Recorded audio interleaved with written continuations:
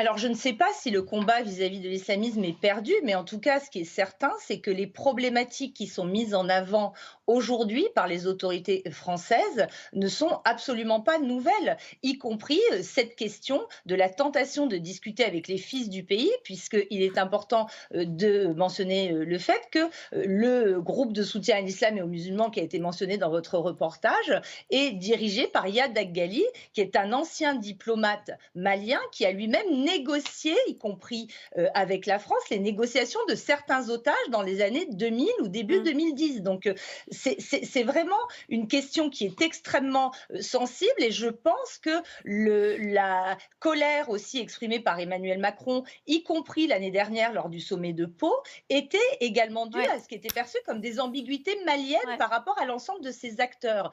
L'islamisation, en effet, elle est présente, elle est perceptible, mais la question est de savoir si le meilleur moyen de la combattre est de recourir à l'instrument militaire.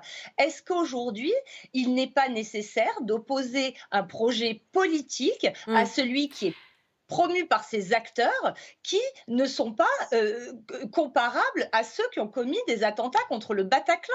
Ils ont un projet en termes moral, en termes de société, en termes de mœurs, en termes d'éducation, et c'est à cela qu'il est aujourd'hui urgent de répondre, y compris s'il le faut, en utilisant l'instrument militaire dans la réponse. Mais la Ouais. réponse militaire ne peut pas combattre, en effet, cette façon rampante qu'a de s'imposer un projet politique conservateur Ouais. salafiste.